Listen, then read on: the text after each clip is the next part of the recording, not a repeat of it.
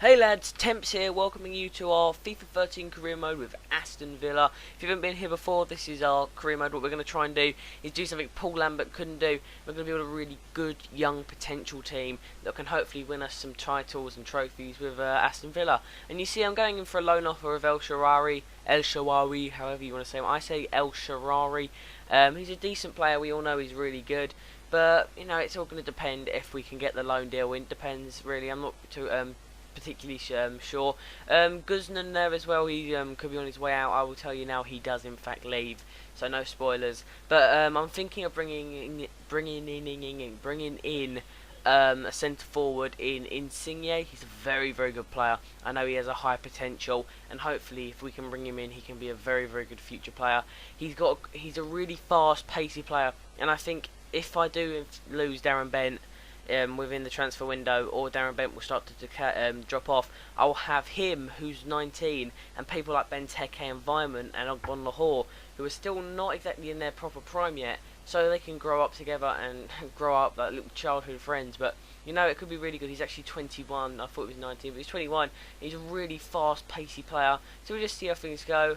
And you know, they're not exactly accepting our offers. They're being very naughty and saying no, we want I don't know how much millions they wanted in the end.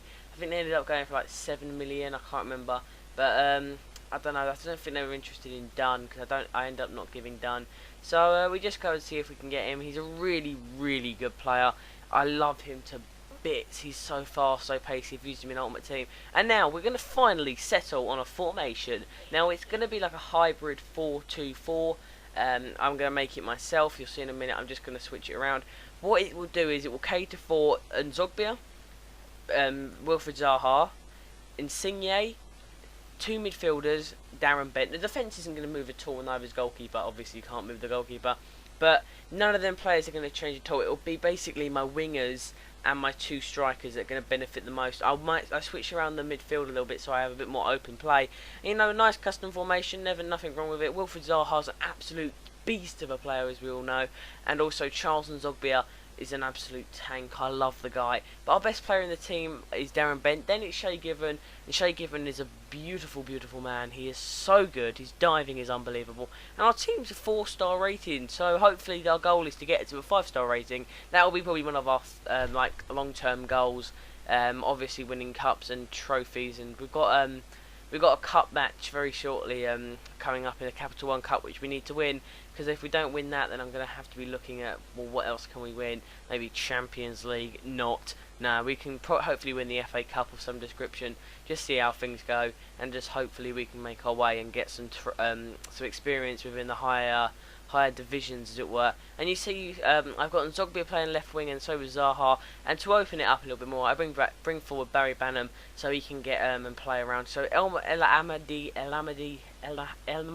I can't say his name. El Amadi, he's a great player, and he just holds onto the ball and just passes the ball around really well, and I like the guy quite a lot. And we're going to our first Premier League match on August the 18th at 3 o'clock 2012 on a Saturday, away at the other claret team in the division. It is West Ham United versus Aston Villa, and we are in the beautiful fluorescent yellow kit, going down the wing with Charles Nzogbia, who cuts inside and cannot get anything out of it, but they're straight on the counter-attack. They are just bombing it, and they were pretty much like equal with us. We was having chances, they were having chances, and they just did not want to give up. Barry Banham has the ball, and he's just looking for anyone, and you see Ogbon Lahore, he's tracked back, and he's playing centre forward. We have Bar up, Bent, and there's Zaha. Zaha playing a very attacking role. Wilfried Zaha cutting inside, having a strike with his left foot, and just narrowly missing the post. A great chance there from him. Then from a corner, West Ham get the ball. Collinson hits it up, and Andy Carroll in the 45th minute before half-time gives them the lead. Just really hard to defend against the guy. He's a great player in the game, not so good in real life. But, you know, you can't defend against his headering. The defence could have done a little bit better, but, you know, can't complain. West Ham are a good team in general. You see Collinson getting a nice ball, and the defender could have marked him, but, you know, can't complain. It was a lovely goal.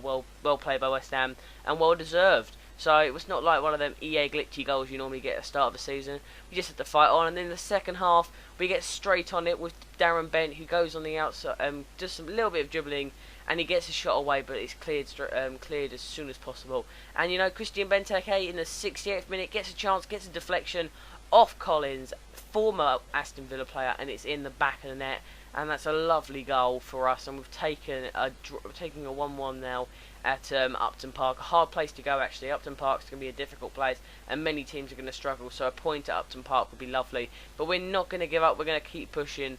But sadly, in that game, we couldn't do no more. We was purely going for it. We was dominating the second half, and you know, we couldn't get anything else. But a draw at Upton Park is always a good result. Any team will be proud of that. It's like going to Stoke. You know you're going to struggle, but you just go for the best, and that's a really good result. And we get an offer from Mark Albrighton, the man I said in the previous episode I wanted to get rid of because he is very, very not my style of player. I don't like him, and we're just going for 5 million. I think they end up accepting that, which opens up our transfer budget. And finally, Insigne has accepted, so we're going to go in and put in I think he ended up going for about this one I go 15, but I think I end up going 20k a week. Yes, I do go 20k a week.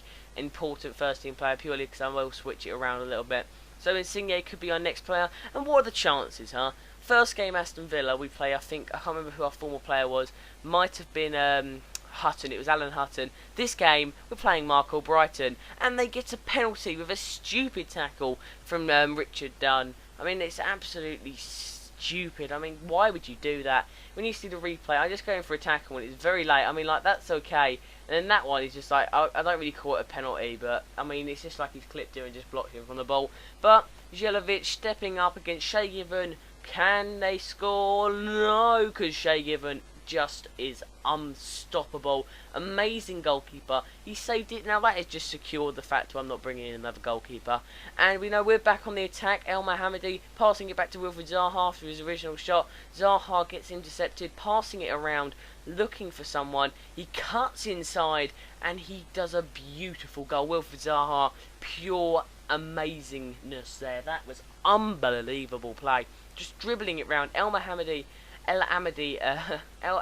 that's the name. El Amadi, we're going to call him that. Probably won't say it ever again, but El Amadi passing it once, and Zaha does the rest, cutting inside, and it's a lovely finish. I mean, the defender could have done better. Neville was a little bit off, but Wilfried Zaha giving us the lead in this game at home. First home game, but Jelavic only a few minutes later puts them on equal level terms, a level playing field now. Number 7 puts it in the back of the net, going through the flag in a glitch mode, and they're just jumping on each other like a bunch of gay frogs. That makes no sense, but gay frogs anyway. Just a nice volley, nice finish when you think about it. In real life, that would be quite a hard chance to take away. But Charles Nzogby now dribbling around the left midfield, and this is an unbelievable run. Just running through his defence, squares it off, and that's a beautiful finish from Wilfried Zaha. So the young lad, who's worth 17 million in real life, has scored 2 goals in the Premier League in one game. In one game, he scored 2 goals. 2 goals in 2 games. But he's could be going for a hat-trick if he can push. So we're back in the lead, and we know what FIFA's like. They're not going to let me do this, are they? FIFA are very, very naughty.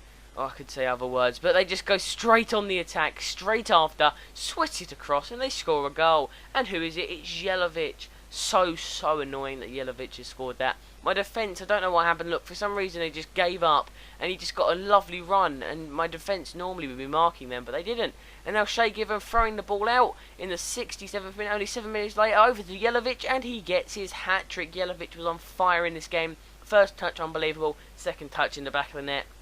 Can't complain. Jelavic has done well for himself. And that's given them the lead with about, I think it's 21 minutes left to go.